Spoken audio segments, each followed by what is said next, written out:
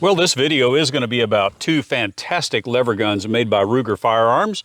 One, of course, is this Ruger-made Marlin 1895 Trapper in 4570. And we featured this guy a few times on the channel, but the other one is a mystery. And if you'll stick around just a minute, I'll give you a peek inside the gun case.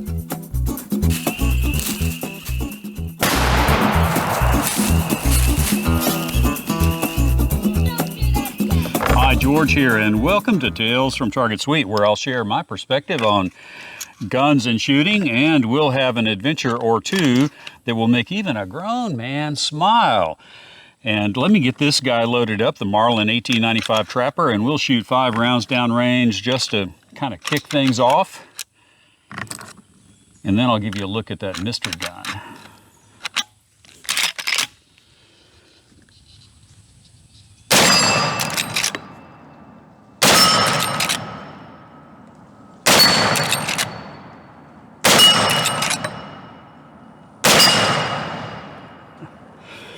Oh yes, the 4570. What a great and powerful round. But you know, one of the things we're going to do here later in the video is we're going to talk about muzzle energy. And that gives me a good reason to break out the mystery gun. And it is the Ruger Model 9644. 44 Magnum short throw lever gun that Ruger made from 1997 to 2009. And this is a great example. And I'll give you a close look here in just a minute. But we've got the 44 Magnum and we got the 4570. And one would think that Muzzle Energy, this guy is going to rule the 4570. Gigantic cartridge. In fact, let's just look at a couple of them side by side. 4570, 44 Magnum. Which one of these has the most muzzle energy? And we're going to talk about muzzle energy. We're going to talk about, and we're going to shoot some ballistic gel. We're going to shoot some reactive targets. We're going to have all kinds of fun. But right now, let me load up and shoot this 44 Magnum lever gun from Ruger. It is a 4-round capacity on this little magazine. And when I got this gun, I bought it used, of course. And when I got this gun, it came with 2 magazines. Where's my other magazine? Oh, it's here in the gun. So we got 2 magazines.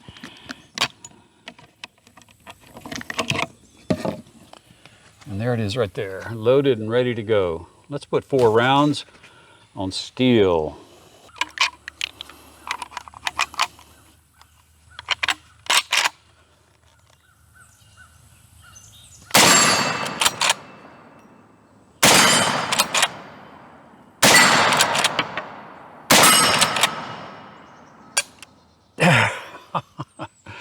Fantastic little gun, and I've got to get used to that short throw on the lever, because it is very awkward for someone used to a full throw like on the Marlin or the Winchester. But let me give you a close look now at this Ruger Model 96, and we'll take a look and see if this design really does favor the Savage Model 99 on the inside, because it sure does on the outside. Well, from a style perspective, these two guns really don't look that much alike, but they both do have a color case hardened lever with a pivot external to the gun, and the operating, or the finger lever has an operating arm that goes up into the gun. It's the same on both the Ruger Model 96 and also the Savage 99. The other thing that's similar is when you close the bolt, or when you close the lever, the bolt rises up to lock in the receiver. Same thing is true on the Savage 99. Also, the Savage 99 has a cocking indicator right here. The Ruger has the same little pin right here, and that is a cocked hammer indicator because it has an internal hammer. So, externally, that's why you would think of the Savage 99 when you see the Ruger Model 96. And so let's take them apart just like we were going to clean them. We're not going to do any modification here. We're not changing a thing. We're just going to take the stocks off and look at the internals to see if Bill Ruger copied the Savage 99. By the way, you do have to open the finger lever to get the magazine out of the Ruger Model 96. And one thing about the Ruger Model 96 that's really interesting is that just by taking out these two pins, the entire fire control system, which includes the bolt, the action itself, and the finger lever, all come out. I'm not going to do that here for the video, but what I can tell you is that the bolt is attached right through here. You can barely see it, but it's attached. The bolt is attached to the finger lever by way of a very short toggle link. And so with the Ruger, it's a toggle link that raises the bolt, and the bolt has a boss on it that goes up into a slot in the top of the receiver. So that's how the Ruger Model 96 locks up. Savage 99 does not have a toggle link. It actually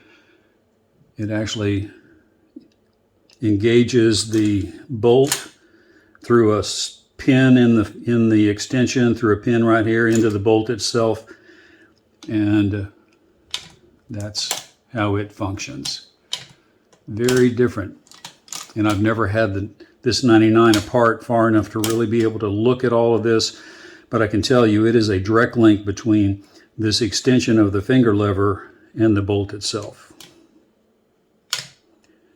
And here is the striker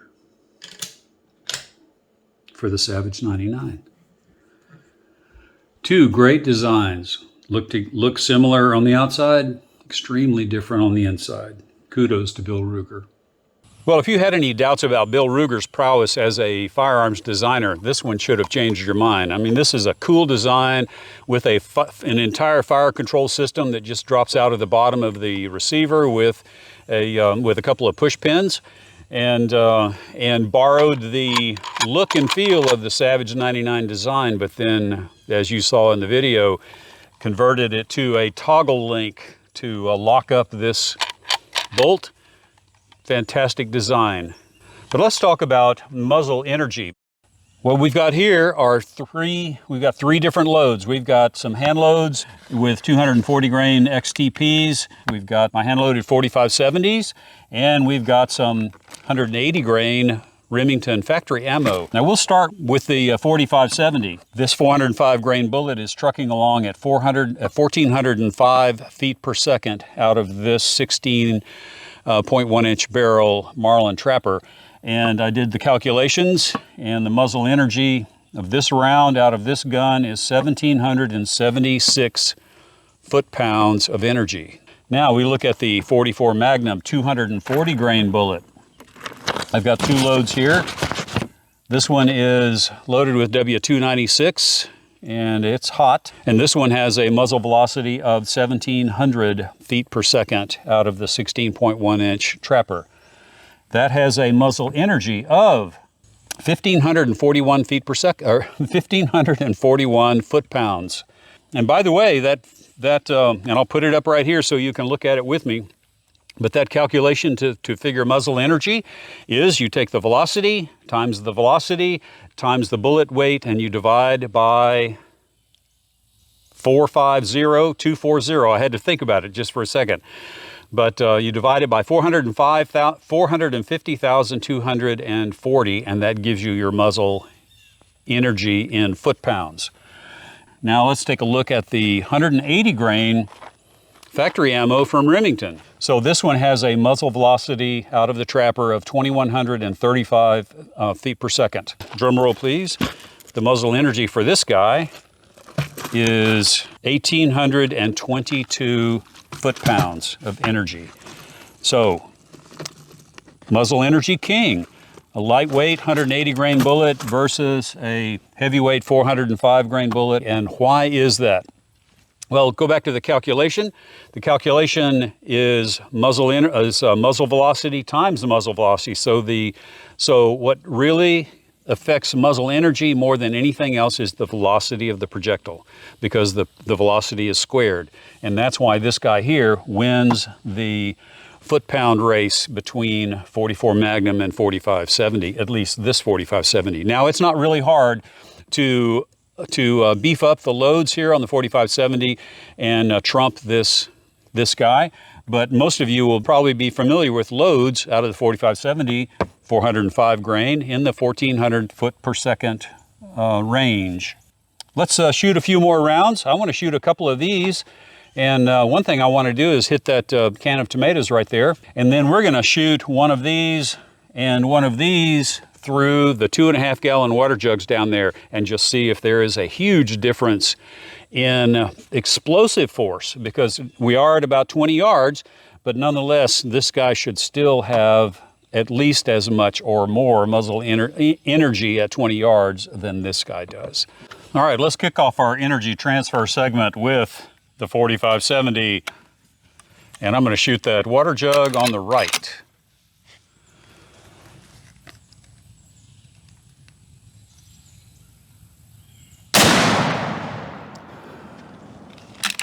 Okay, I hope I got it fairly close to center. Now I'm going to take one of these guys here. I'm going to take this Full House 44 Magnum with the Hornady XTP, and I'm going to shoot that tomato can with this guy right here.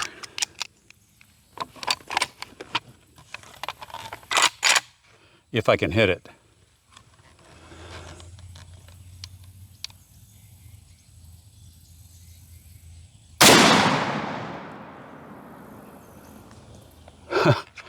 Wow, the can, part of the can is about 20 feet up in the tree over there. I'll show you that in just a minute. Okay, now let's shoot that other water jug with the 180 grain jacketed soft point from Remington. I hope that doesn't fall before I can show you.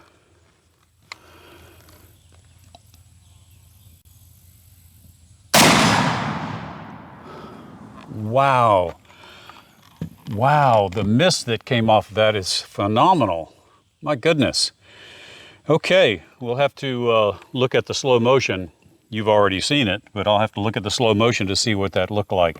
But right now, let's go down there and shoot these two guys, these two rounds, into the ballistic gel and see if that, what we call the temporary wound cavity, looks different from the 44 Magnum than it does from the lower muzzle energy 45-70.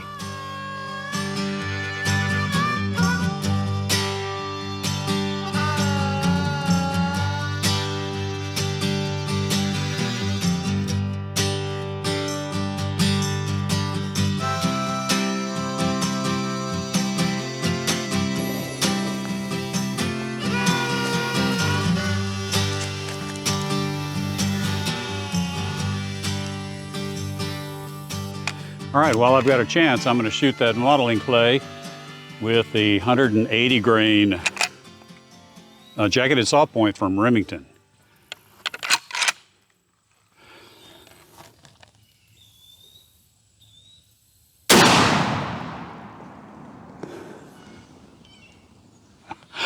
Wow, that was more than I was expecting.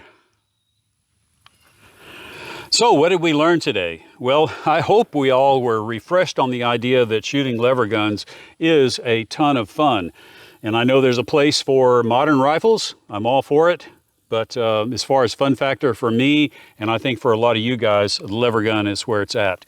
And as far as power goes, we did demonstrate muzzle energy superiority here with the 44 Magnum in a single use case, and that was because this 180 grain bullet from Remington really screams at 2135 feet per second. And using the formula velocity times bullet weight divided by that big number, the velocity is what really jacks up your muzzle energy. And the 4570 load that we tested today is a moderate load at 1400 feet per second. We couldn't really tell very much here from the permanent wound cavity after the gel block stabilized, but you can sure see in the slow motion, that there was a much bigger early expansion with the 180 grain bullet. So all of that energy was expanded in the first gel block. The maximum penetration of this guy, it stopped at about 15.5 inches right here at the end of the first gel block. And of course the hard cast bullet, it just kept on trucking through two blocks of gel and 2 water jugs. That was 32 inches of gel plus 2 water jugs. And then it buried in the dirt.